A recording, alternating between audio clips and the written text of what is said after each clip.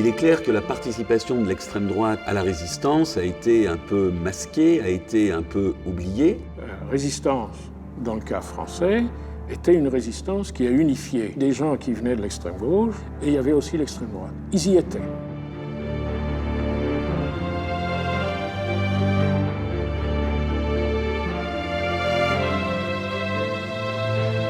Ils vont rallier plus ou moins De Gaulle. Ils seront plus faciles à rallier Giraud, par exemple, à un certain moment. Et puis certains vont évoluer vers la démocratie. Parce que les êtres humains, ça évolue.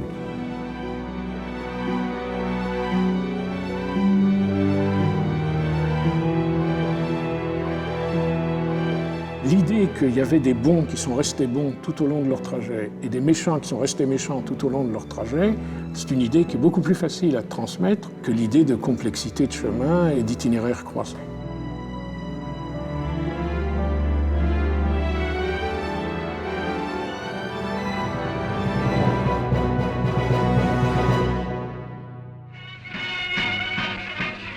Impossible de comprendre l'engagement et le parcours de nombreux militants d'extrême droite dans la résistance sans comprendre ce qu'est l'extrême droite française et ce que vit la France dans l'entre-deux-guerres. L'extrême droite n'est pas un phénomène nouveau dans la France de l'entre-deux-guerres. Vous avez eu, dès la naissance de la Troisième République et jusqu'en 1914, des ligues qui incarnaient cette extrême droite. Et ces ligues d'extrême droite ont continué à prospérer durant l'entre-deux-guerres. On peut penser par exemple à la Ligue des Patriotes. On peut penser également aux Jeunesses Patriotes de Tétinger, qui, quelque part, ont à voir avec les ligues qui existaient avant 1914. Ces ligues nationalistes prennent leur essor sur la crise de régime de la Troisième République. Cette Troisième République, pour laquelle tant de combattants de 14-18 se sont sacrifiés, est minée par de nombreux scandales politico-financiers. De plus, affaiblie par la stérilité des débats parlementaires et la valse des ministres, elle se révèle impuissante à juguler les effets de la crise économique apparue aux États-Unis et qui ravage l'Europe en 1931.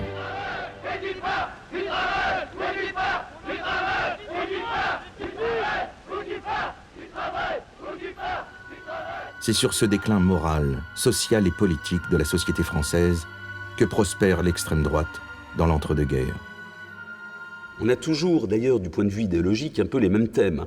L'idée d'abord que la Troisième République est illégitime, que c'est un mauvais parti, ce qui veut dire que l'antiparlementarisme est un élément fédérateur. D'autres éléments interviennent également.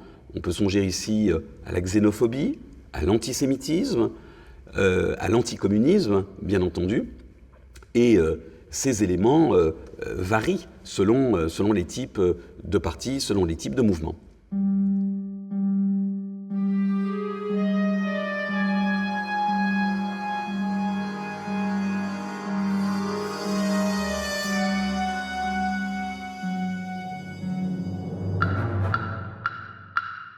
L'un des plus importants mouvements de cette extrême droite est l'Action française.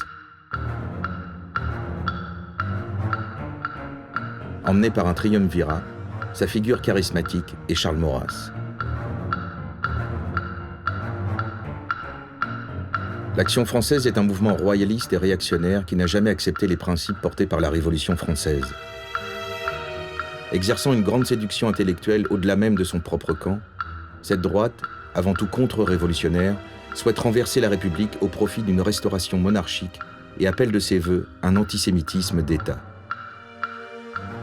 L'antisémitisme de l'Action française est un antisémitisme non racial. C'est un antisémitisme qui admet l'existence de bons juifs, très limités quant à leur nombre et très précisément définis quant à leur activité. Donc ce n'est pas un antisémitisme de type absolu, si vous voulez. C'est un antisémitisme de type discriminatoire. Ce n'est pas un antisémitisme de type exterminateur.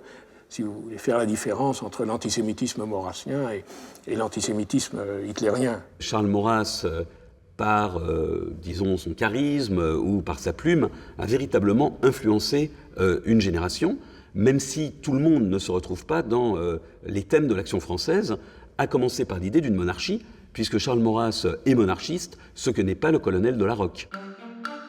Le colonel de Larocque est devenu en 1932 le chef des Croix de Feu, un puissant mouvement constitué d'anciens combattants, rassemblant ceux qui se sont distingués au cours de la Grande Guerre. À la fin des années 30, Larocque transforme ses croix de feu en un parti politique de masse, le PSF, Parti social français, qui rassemble près de 1 million d'adhérents. Sous ses aspects autoritaires et son culte du chef, le parti n'en reste pas moins légaliste et réfractaire à l'antisémitisme, ce qui le différencie de l'extrême droite traditionnelle. Ce qu'il ne faut pas oublier, c'est que l'extrême droite de cette période est obsédée par le danger allemand. Et donc, si vous lisez les parutions de l'extrême droite, ou si vous lisez, bien entendu, l'Action française, mais aussi d'autres publications, il y a une espèce d'obsession de ce qui se passe en Allemagne. Hanté par les possibilités de voir un jour le vieil ennemi se réarmer contre la France, l'Action française prône à longueur d'articles une vigilance absolue à l'égard de ce qu'elle appelle l'Allemagne éternelle. Maurras et ceux qui le suivent ont compris que dans la conjoncture de la fin du XIXe siècle et du début du XXe siècle, il y a une opposition structurelle fondamentale entre la France et l'Allemagne. Et qu'on aura beau faire, on aura beau dire la paix, ça ira pas. Parce que l'Allemagne est plus puissante que la France, démographiquement et économiquement. L'Allemagne aspire à l'hégémonie sur le continent européen, et le pays qui bloque cette hégémonie, c'est la France. En 1933, le parti nazi arrive au pouvoir. Pourtant, l'ensemble de la classe politique française traditionnelle, aveuglée par un fort courant pacifiste, ne cesse de prôner le désarmement face à l'Allemagne, qui, elle, reconstitue sa puissance militaire avec Hitler.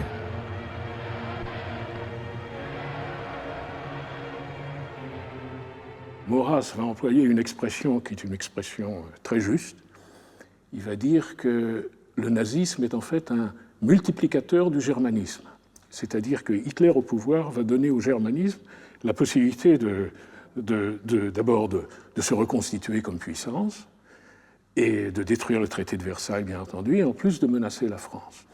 Donc, si on regarde l'extrême droite française de 1933 à 1936, disons, elle est obsédée par le danger allemand et elle accuse la gauche française d'être trop magnanime, d'être trop sympathique, d'être trop indulgente à l'égard de l'Allemagne.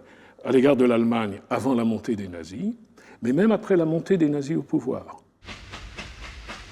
En France, un nouveau scandale politico-financier éclate en janvier 1934.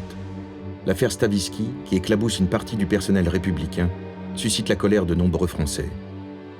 Les ligues profitent de la crise pour appeler à se rassembler, dans Paris, au cri de « à bas les voleurs ».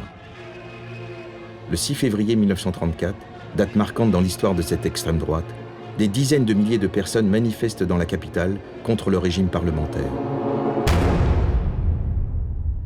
Lorsqu'à 19h, un coup de feu venu d'on ne sait où retentit, la manifestation dégénère, la police tire, la répression est sanglante, 14 morts et plus de 600 blessés.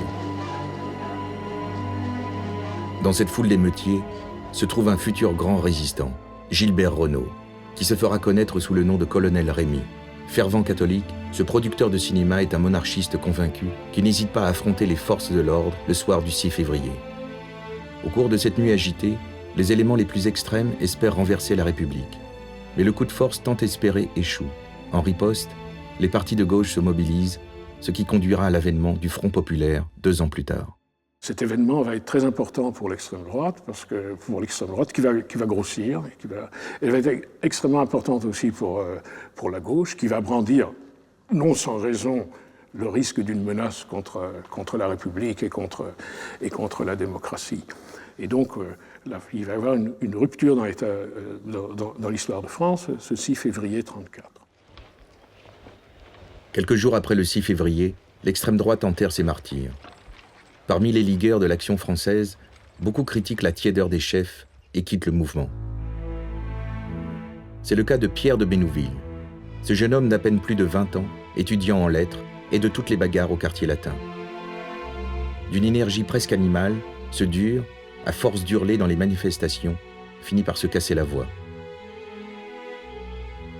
D'autres dissidents forment au milieu des années 30 ce qui devient une organisation terroriste et que les chefs d'Action française surnomment avec mépris la Cagoule.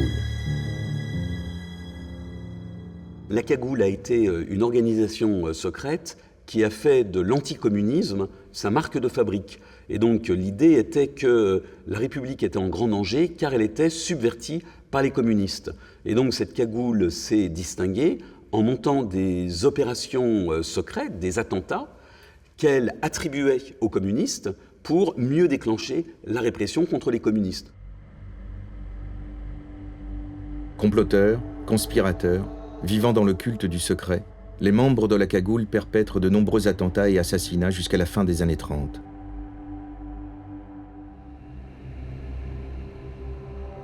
L'organisation trouve des appuis dans les plus hautes sphères de la finance et des milieux militaires. Les entreprises Michelin, L'Oréal, les huiles Le Sieur subventionnent l'organisation secrète. Démantelée en 1938, ses principaux responsables sont arrêtés. Sous l'occupation, les membres de la cagoule se diviseront. Si beaucoup verseront dans la collaboration, d'autres feront le choix inverse et choisiront la résistance. C'est le cas du chef du trafic d'armes de la cagoule, Maurice Duclos. Courtier en assurance, ce géant sympathique et épris d'action ralliera la France libre du général de Gaulle dès juin 1940.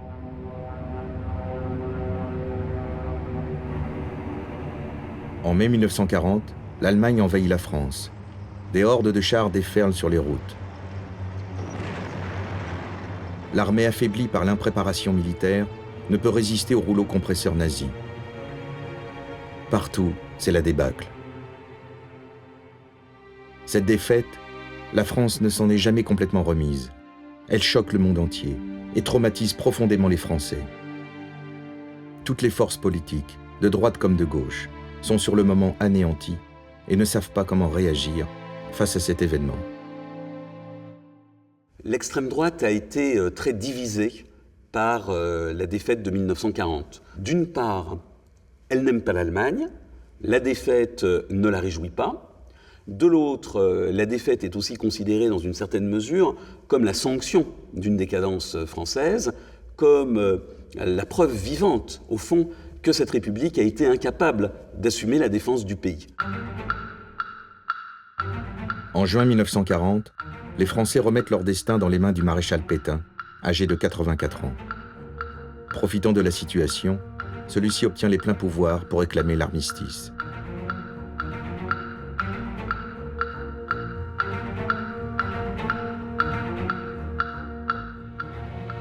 Un mois plus tard, le 11 juillet, à Vichy, Pétain se fait proclamer chef de l'État français. La Révolution nationale est en marche. Comme l'ensemble des Français, une grande partie de l'extrême droite se rallie au maréchal.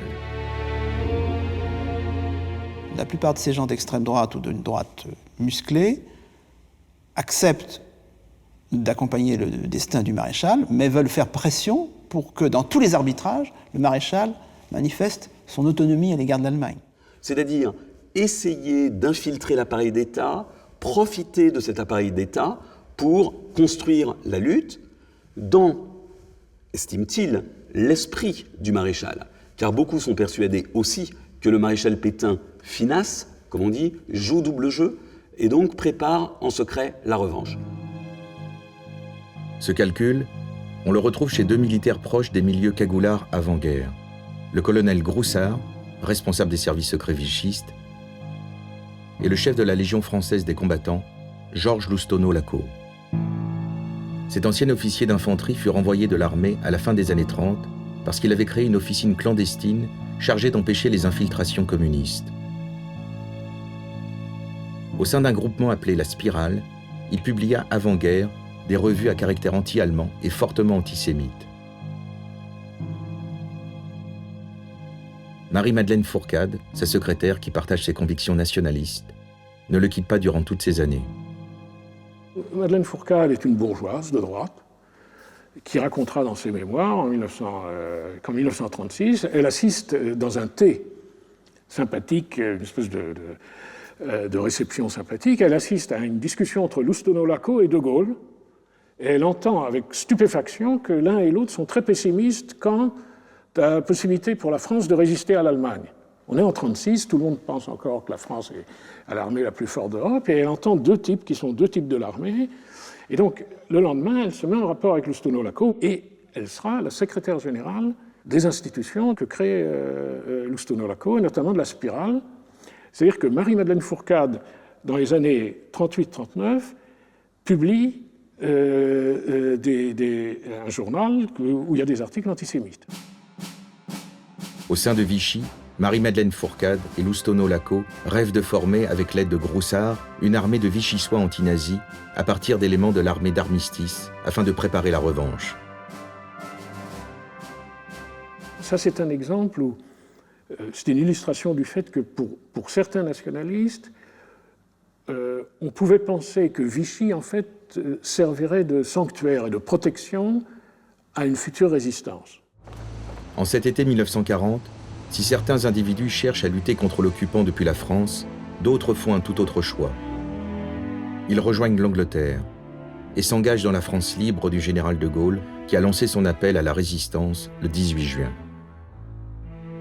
C'est le cas de Gilbert Renaud, l'un des émeutiers du 6 février 1934, qui à Londres prend le pseudonyme de colonel Rémy. Rémy a été horrifié par le spectacle de la débâcle et par le soulagement général à l'annonce de l'armistice.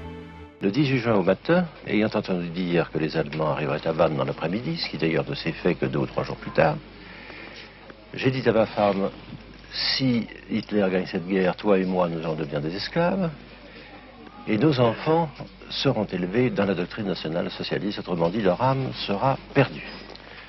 Je pense que tu es d'accord avec moi que dans une telle hypothèse, il vaudrait mieux que nous mourions tous.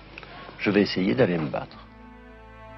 Le réflexe qui m'a fait partir pour l'Angleterre trouvait son origine dans l'enseignement que depuis 20 ans, je recevais sous la signature de Charles Maurras.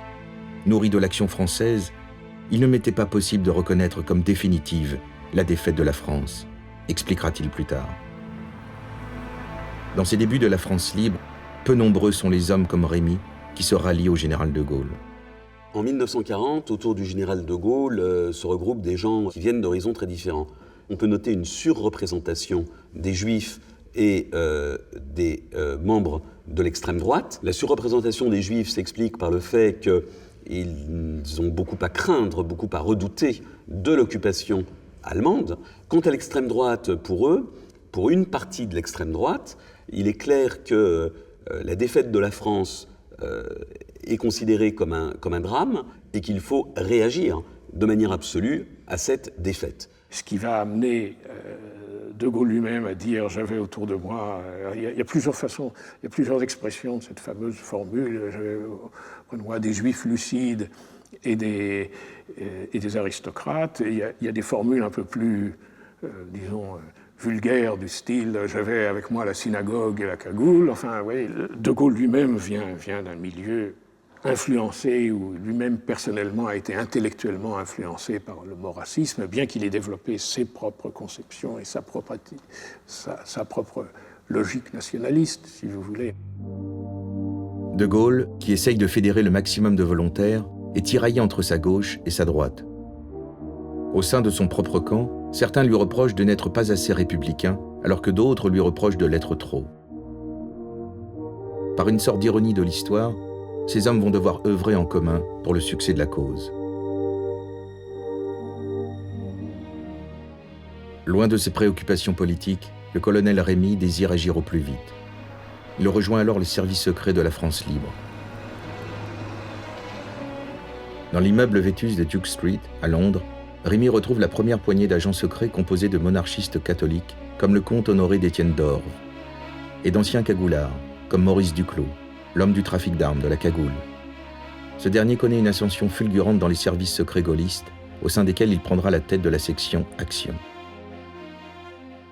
Ce qui, je crois, va faciliter l'entrée de ces hommes dans les services secrets, c'est que, précisément, ils s'engagent dans des services secrets.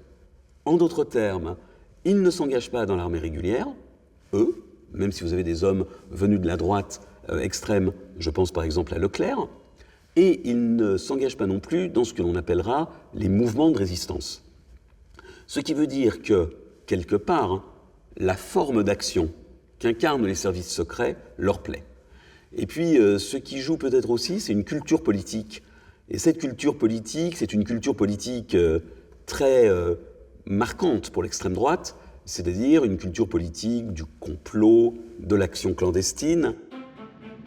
Dès l'été 1940, cette poignée d'agents secrets est parachutée en France avec cette mission, établir au plus vite des réseaux d'espionnage. Recueil et transmission de renseignements, exfiltration vers l'Angleterre, passage de la ligne de démarcation, action de sabotage sont les premières activités de ces réseaux. L'un des gros problèmes des réseaux de résistance, c'est de transmettre les informations qu'ils recueillent. Et donc il faut absolument disposer notamment de postes émetteurs ou de chaînes de courrier pour, par exemple, transmettre les plans. C'est la grande tâche du colonel Rémy, et cette tâche, il l'accomplit de manière absolument incroyable. C'est sans doute l'agent secret le plus expérimenté de la France libre. Le colonel Rémy crée au fil des mois ce qui devient le plus puissant réseau de la France libre, la confrérie Notre-Dame. Ce personnage charmeur établit ses premières zones de contact dans les milieux maurrassiens qu'il connaît bien et parvient à enrôler une foule de civils anonymes prêts à aider la résistance naissante.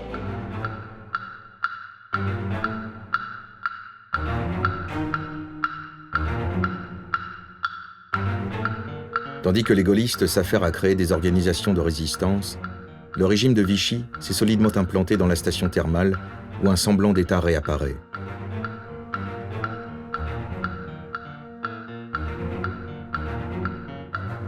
Mais en coulisses, des clans s'affrontent pour influer sur la politique du maréchal. Un homme tire son épingle du jeu, Pierre Laval. Cet ancien ponte de la Troisième République estime que la collaboration doit être la grande politique à laquelle il doit attacher son nom. Le 24 octobre 1940, à Montoire, la politique de collaboration est scellée entre Vichy et le Troisième Reich. Cette poignée de main indigne le clan anti-allemand de Vichy. Pour Marie-Madeleine Fourcade, Pétain n'est désormais qu'un vieux capitulard. Autour de l'hôtel du Parc, des conspirations de palais apparaissent. Le 25 décembre, le colonel Groussard fait arrêter Pierre Laval, avec le consentement de Pétain, qui voit d'un mauvais œil cet ambitieux, intrigant en tous sens. Mais les Allemands, furieux, exigent sa libération qu'ils obtiennent 4 jours plus tard. Le clan anti-allemand est désavoué. Groussard finira par rejoindre la résistance. Les dernières personnes dont on peut dire qu'elles étaient plus ou moins proches de l'Action française seront éliminées de Vichy après le fameux coup de décembre 1940. C'est quand on a vidé Laval. Et les Allemands, en réplique, disent vous allez vider, si vous avez vidé Laval, maintenant vous allez vider tous ceux qui sont anti-allemands. À Vichy, les ministres se succèdent, et c'est l'amiral Darlan, partisan lui aussi de la collaboration, qui est nommé chef du gouvernement. Darlan au pouvoir, les activités résistantes du clan anti-allemand, jusqu'ici officieusement tolérées, prennent fin. Loustono-Lacau, qui montait depuis plusieurs mois un réseau de renseignement, entre définitivement dans la clandestinité. En contact avec les agents secrets gaullistes, ses relations avec De Gaulle se dégradent au fil des mois.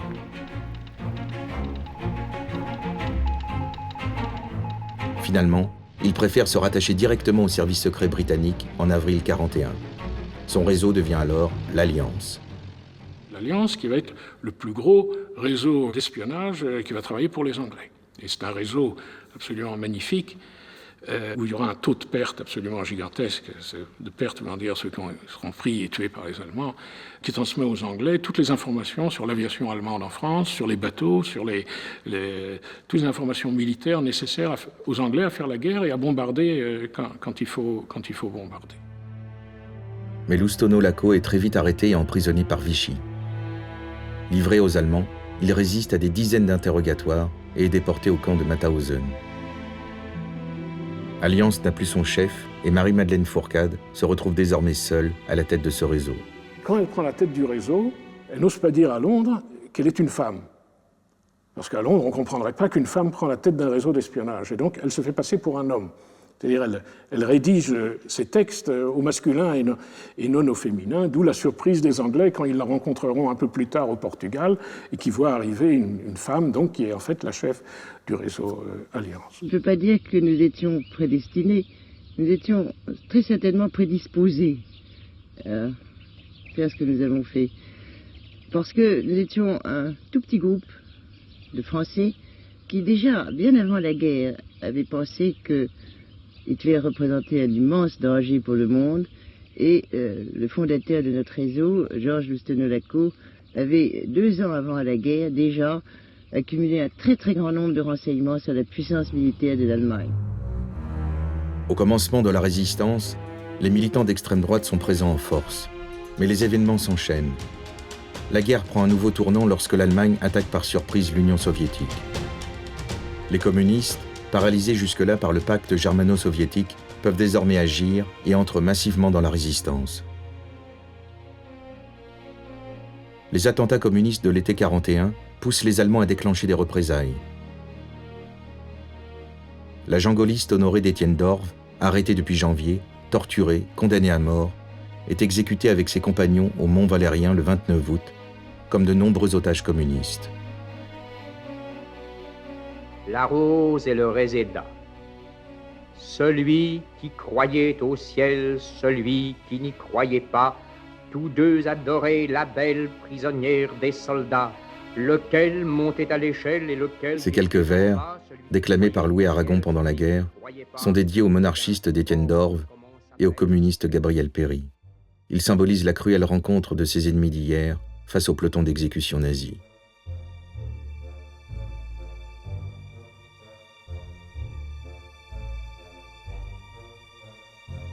En avril 1942, Laval revient au pouvoir avec le concours des Allemands. J'ai la volonté de rétablir avec l'Allemagne et avec l'Italie des relations normales et confiantes.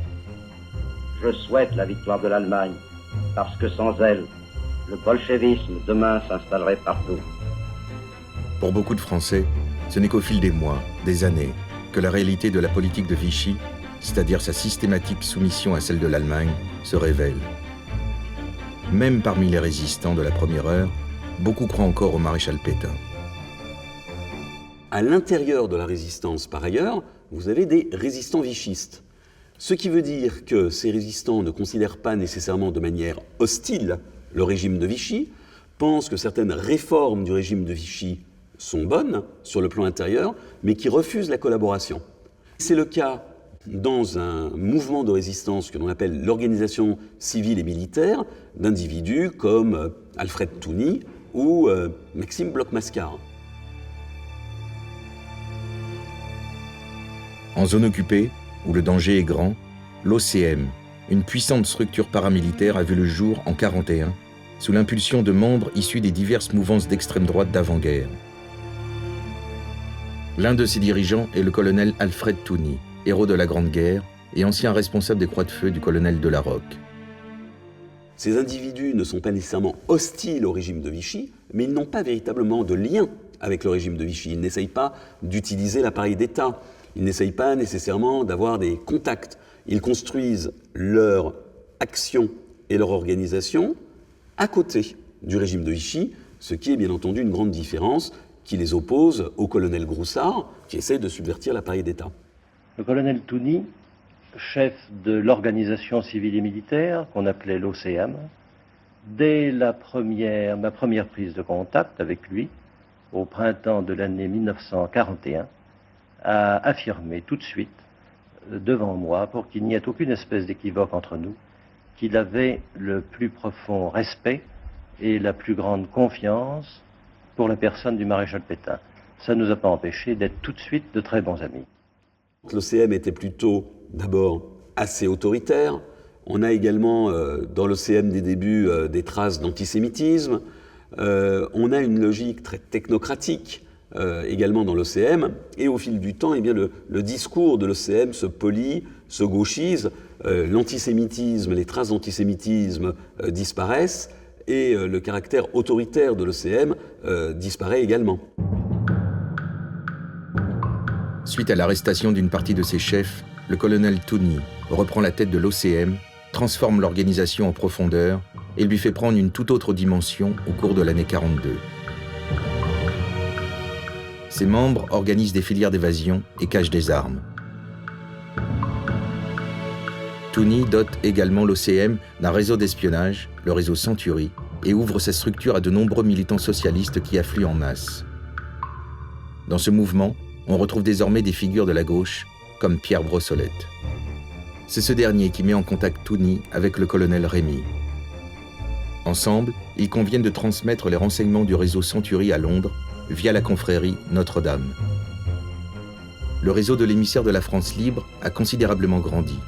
Il s'étend à toute la France occupée et Rémy a installé à Paris une centrale en liaison radio avec Londres. De plus, il établit des contacts par avion avec l'Angleterre. Les réseaux vont prendre de plus en plus d'importance et ils prennent de plus en plus d'importance aussi parce que, soulignons-le, les Britanniques ont peu d'hommes sur place. La France était considérée comme un pays ami et donc les Britanniques n'avaient pas mis le paquet pour installer des réseaux de renseignement avant la Seconde Guerre mondiale. Grâce aux moyens fournis par les Britanniques, Marie-Madeleine Fourcade a brillamment repris la tête d'Alliance. Ses agents, une centaine en 1941, seront près de 3000 par la suite. Dans la clandestinité, elle se fait appeler Hérisson.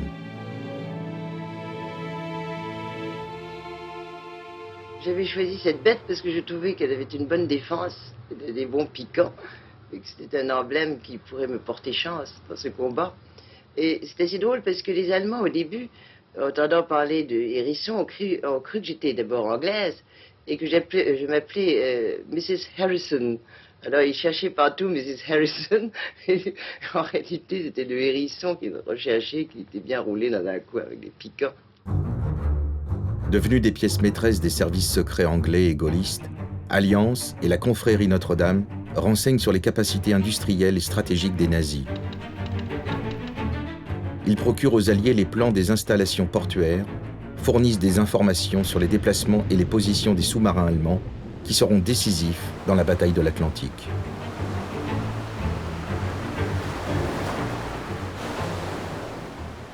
Ce qui intéresse également les Britanniques, ce sont des renseignements d'ordre politique, dans la mesure où, même si Winston Churchill ne nourrit pas beaucoup d'illusions sur le maréchal Pétain, eh bien, il a encore peut-être l'espoir que la France de Vichy rejoindra le camp allié. En Afrique du Nord, en 1942, la grande masse des Français et l'armée vichiste restent fidèles à Pétain. Mais les Anglais et leur nouvel allié américain, entrés en guerre en décembre 1941, ont besoin de prendre pied en Méditerranée. Ils préparent alors une opération de débarquement dans la ville d'Alger, baptisée Opération Torche, en liaison avec des résistants sur place. Comme à Londres en 1940, où il y a une surreprésentation des Juifs et une surreprésentation de l'extrême droite, c'est la même chose pour la préparation du débarquement. Vous savez que les Américains, préparant le débarquement en Algérie, demandent à la résistance française « faites quelque chose pour nous faciliter le débarquement », parce qu'à l'époque, on ne sait toujours pas comment l'armée française d'Algérie va réagir. Et donc, là se crée une alliance entre, d'un côté, ce qu'on appelait le groupe des 5, qui sont pour la plupart des gens d'extrême droite, des Français d'extrême droite, certains même assez antisémites virulents, et d'autre part les Juifs.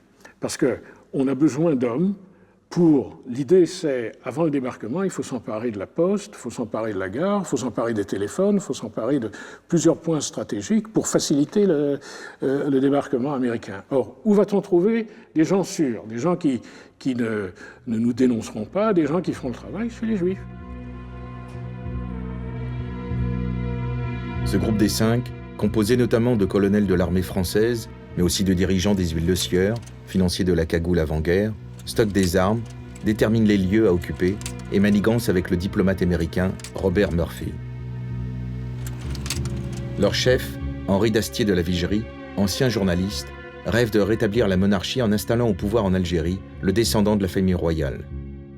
Là était Henri d'Astier de la Vigerie, ancien monarchiste de 45 ans, qui avait certainement dans sa jeunesse au quartier latin crié plusieurs fois « mort aux Juifs », et moi qui avais 22 ans, qui étais juif, et qui avait, quant à mes sentiments vis-à-vis d'un homme comme lui, tout autant à son service qu'il en avait pour moi. Et nécessairement, on s'est rencontrés. Ça s'est passé à l'hôtel Saint-Georges. Eh bien, on s'est très bien entendu parce que la force du patriotisme, ce sentiment maintenant oublié, était quelque chose de considérable que vous avez beaucoup de mal à imaginer. Ces hommes permettent aux Alliés de débarquer à Alger le 8 novembre 1942. Après quelques heures avec l'armée vichiste, les troupes anglo-américaines s'emparent de la ville et s'établissent en Afrique du Nord. Ce qui est décisif, c'est que Darlan, l'amiral Darlan est à Alger. Il n'est plus Premier ministre, mais il est le chef des forces armées françaises. Darlan, après un combat qui va être un combat assez bref, donne l'ordre aux troupes françaises de cesser le combat et se rallie aux Américains. Et donc c'est Darlan qui devient le chef de l'Afrique du Nord. Darlan, promoteur de la collaboration avec l'Allemagne, arrêté par les conspirateurs d'Alger et libéré par les Américains. Il retourne sa veste et se met à leur solde. Les résistants de toutes parts sont troublés. Henri d'Astier de la Vigerie s'entretient sur place avec le comte de Paris, qui n'est autre que le prétendant au trône de France. D'Astier espère faire jouer au comte le rôle d'arbitre entre les gaullistes et l'armée d'Afrique, qui reste pétainiste. Dans la ville blanche, des complots se trament. Darlan, qui a cristallisé les oppositions, est assassiné le 24 décembre par un jeune résistant royaliste, fusillé peu de temps après sans que la lumière ne soit vraiment faite sur les instigateurs du complot. Darlan est mort, mais la monarchie ne sera pas rétablie. Le comte de Paris s'est rendu malgré lui suspect de l'assassinat de l'amiral. Les Américains désignent alors le général Giraud, arrivé clandestinement à Alger grâce à un sous-marin affrété par le réseau Alliance pour succéder à Darlan. Giraud, évadé d'une forteresse allemande, jouit d'une forte réputation parmi les éléments les plus réactionnaires de l'armée vichiste. Giraud a servi à ce moment-là, lui qui était un prisonnier évadé, qui était un général prestigieux, qui choisissait le camp de la dissidence et qui était mis en avant par les Américains, qui se méfiaient, eux, de Charles de Gaulle. Ne l'oublions jamais. Hein. Roosevelt se méfie de Gaulle et aime bien Giraud. Puis Giraud, on le sent bien manipulable, donc il peut être plus facilement, disons le mot, un pantin entre les mains des Anglo-Américains. Giraud facilite incontestablement le passage à la résistance de pas mal de pétainistes sincères. Et au fond, ce général Giraud, pour toute une partie de l'extrême droite ou des milieux conservateurs, représente un bon choix. Parce que son patriotisme ardent ne peut être remis en cause, il combat aux côtés des Alliés, et dans le même temps, il se refuse à rompre véritablement avec le régime de Vichy. La législation, par exemple, antisémite du régime de Vichy n'est pas immédiatement abolie. Les parlementaires communistes qui sont enfermés dans la prison de Maison-Carrée ne sont pas immédiatement libérés. Et donc, pour toute une partie des vichistes qui, pour aller vite, aiment la politique intérieure du maréchal Pétain, mais détestent la collaboration, Giraud fait figure d'homme de solution alternative, au fond, au gaullisme. Décidé en réaction à l'opération Torche, l'invasion de la zone libre par la Wehrmacht à la fin de l'année 1942 sonne le glas de la fiction d'un régime de Vichy souverain et radicalise les engagements. Nombre d'officiers nationalistes de l'armée, qui n'ont jamais véritablement accepté la défaite, se rallient alors à Giraud et rejoignent au cours de l'année 1943 plusieurs maquis. Des cadres de l'armée, comme le lieutenant Valette d'Ozia, organisent la résistance en formant des civils, des républicains espagnols, des communistes au maniement des armes et leur prodiguent un entraînement militaire.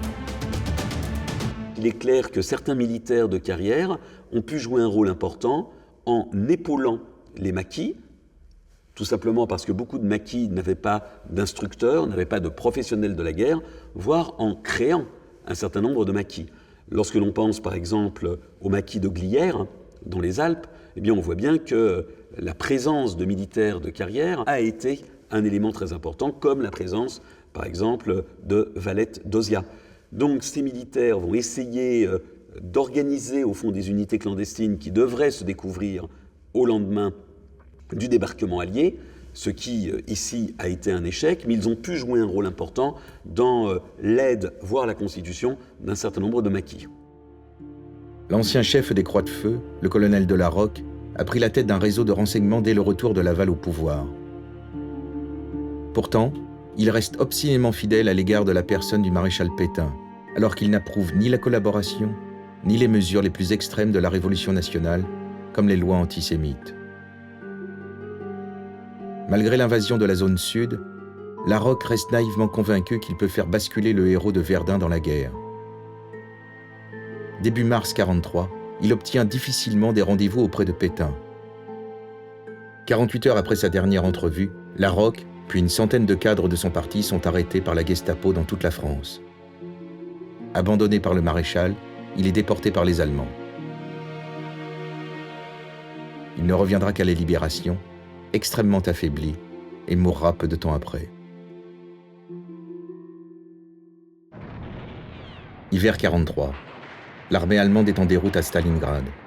L'espoir change de camp, et de nouveaux engagements se font jour parmi de nombreux Français désireux de se battre les armes à la main. À partir du moment où la résistance devient un phénomène de masse ou de masse relative, le poids de l'extrême droite baisse et le poids des Juifs baisse. Là, ce sont des masses de Français auparavant non concernés, par exemple les jeunes qui fuient le service du travail obligatoire à partir de 42-43. C'est des gens qui voient la victoire approcher aussi. Lorsqu'en février 43, le STO, service du travail obligatoire, est instauré, les maquis et les mouvements de résistance sont confrontés à l'afflux de jeunes réfractaires. Dans ces dernières années de guerre, ces jeunes se politisent à gauche, voire à l'extrême gauche. La problématique devient une problématique de cohabitation entre les communistes et les autres, les gaullistes et les autres. Vous voyez ce que je veux dire? Elle devient une problématique qui anticipe d'1 an ou de 2 ans sur ce que sera la vie politique française après la libération. En ex-zone libre, désormais occupée par les Allemands, les mouvements prennent une importance considérable au sein de la résistance qui s'unifie difficilement au cours de cette année 43. Ces mouvements de résistance sont différents des réseaux d'espionnage. Grâce aux distributions de tracts et à la diffusion de leurs journaux clandestins, ils ont une vocation beaucoup plus politique et s'adressent directement à une population de plus en plus hostile au régime de Vichy. Il y aura 3 grands mouvements en zone sud. Le plus grand sera Combat, l'unification de plusieurs groupes qui vont fédérer dans Combat. L'autre mouvement sera Libération, et le 3e mouvement sera Franc-Tireur. Si vous prenez Combat, et vous prenez les personnalités importantes de Combat, beaucoup viennent de la démocratie chrétienne, et beaucoup viennent aussi de l'extrême droite. J'ai mentionné Jacques Renouvin, il y en a d'autres, Pierre de Bénouville. En 1940, Pierre de Bénouville, le bagarreur de l'Action française qui a rompu avec le mouvement au lendemain des manifestations du 6 février 1934, s'est évadé d'Allemagne où il était retenu comme prisonnier de guerre. En décembre 1942, il rencontre le chef du mouvement Combat, Henri Freinet, entre dans son mouvement et s'installe à Lyon, devenu le centre névralgique de la résistance. J'ai rallié Henri Freinet. Il m'a donné mission de créer le service national extérieur de la résistance, ce que j'ai fait. Quand Freinet a étendu les services que pouvait rendre ce service à l'ensemble des mouvements de résistance, j'ai continué à le diriger.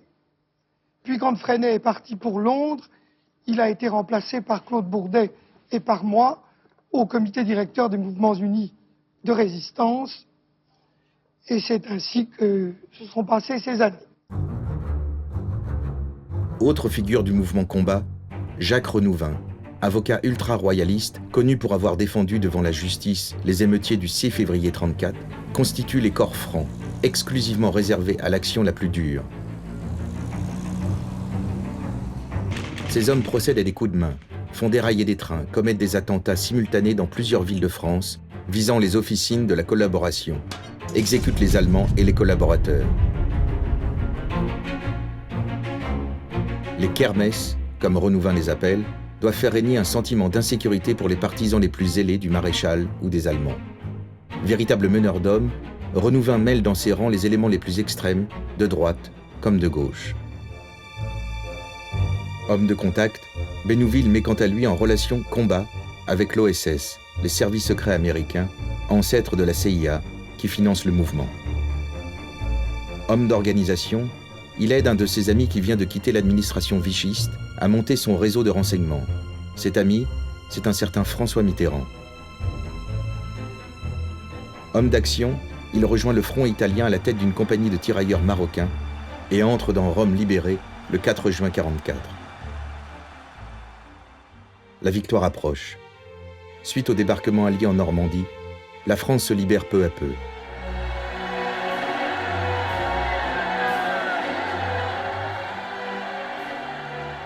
Le 25 août 1944, De Gaulle descend triomphalement les Champs-Élysées. Grâce à l'unification de la résistance, il s'est imposé un an plus tôt face à Giraud et aux Américains. La résistance unifiée, qui comprend les mouvements mais aussi les anciens partis politiques et les syndicats d'avant-guerre, œuvre pour une rénovation sociale de la France. La carte politique de la France n'a pas été strictement répartie dans la résistance. Tu admettras que la résistance avait un cœur qui battait à gauche, soyons très modestes. Enfin, un cœur qui battait à gauche, avec beaucoup de gens qui venaient de ce qu'on appelait l'extrême droite. Oui, Jacques Renouvin, tu parlais de l'action immédiate tout à l'heure. Jacques Renouvin qui a fondé les corps francs nationaux et qui est mort en déportation, là, il était royaliste, n'est-ce pas? Et Joly qui commandait les corps francs à Toulouse aussi. Et tout ça a été mêlé avec de Gliam qui était communiste. On peut souligner que la résistance s'est dans une large mesure gauchisée au fil du temps. Alors, la gauchisation de la résistance vient de plusieurs éléments. Le premier élément, c'est que, quand même, d'abord et avant tout, Vichy est de droite, voire d'extrême droite. Alors, cela paraît évident de le dire aujourd'hui, mais en 1940, cela n'était pas évident. Deuxième raison, l'hégémonie communiste. C'est-à-dire que sur le plan intellectuel, le Parti communiste impose son image, il aurait été le grand parti structurant de la résistance. Évidemment, l'extrême droite est rabattue, indexée sur Charles Maurras. Il va adopter une attitude absolument étrange et qu'on jugera à juste titre comme étant absolument scandaleuse pendant la guerre. Il ne sera pas collaborationniste, au sens de il ne sera jamais pro-allemand, mais d'un autre côté, il va continuer à développer ses idées en attaquant les juifs et les résistants. Donc c'est une attitude qui va conduire un certain nombre de maurassiens à se désolidariser de Maurras et à quitter le maurassisme. Plusieurs intellectuels étaient à l'extrême droite en 1939-1940, comme Claude Roy ou le futur Chris Marker, et ils étaient compagnons de route du Parti communiste, ou comme Claude Roy, membre du Parti communiste en 1944. Donc à quel moment est-ce qu'on situe leur identité? Après la Seconde Guerre mondiale, on ne peut pas dire qu'il y ait eu une survivance des résistants d'extrême droite en tant que tels. Je crois que vous avez plusieurs itinéraires.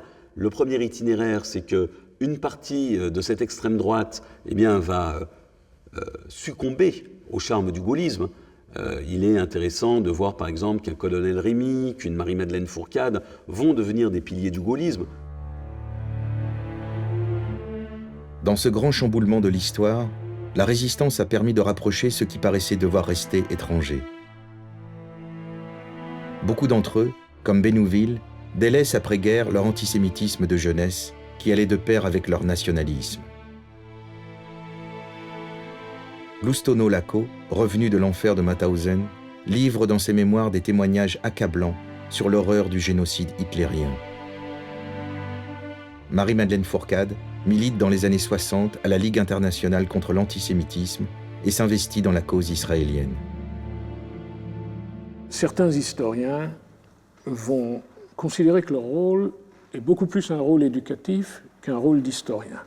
Et on va essayer de tracer deux rails, comme si ces deux rails étaient restés droits, chacun était resté droit, la gauche, antifasciste. Bon, s'ils sont antifascistes, ils sont forcément résistants, et s'ils sont résistants, ils sont bien.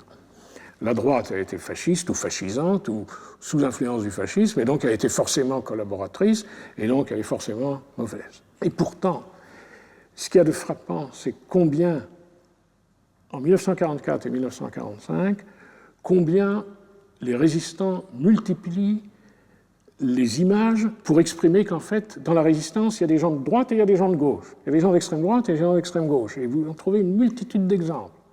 Je pense à Emmanuel Dastier de la Vigerie qui dit que maintenant, dans la résistance, Versaillais et communards sont réconciliés. Versaillais et communards, c'est une image superbe. Ça veut dire la droite et la gauche sont réconciliés dans la résistance.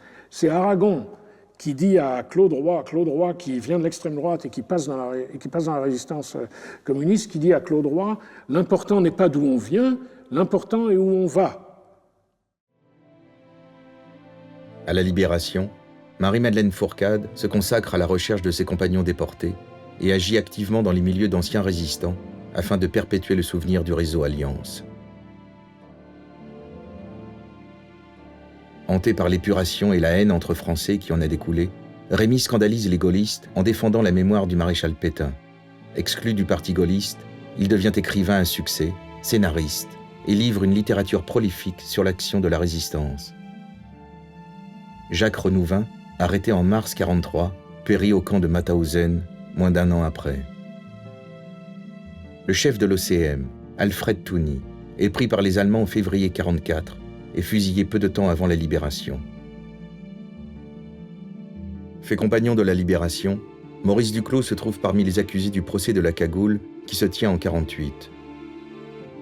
Condamné à une peine légère, il s'exile en Argentine où il rejoint, comme tant d'autres cagoulards, une filière du groupe L'Oréal. Georges Loustonneau-Lacau entame sous la 4e République une carrière de parlementaire et meurt en 1955, le jour de sa nomination au grade de général. Directeur du journal Jour de France, administrateur de la société Dassault, Bénouville joue également un rôle d'entremetteur parmi le personnel politique de la Ve République. Homme de droite, il n'hésite pas à défendre le passé résistant de son ami Mitterrand face aux accusations portées par l'opposition.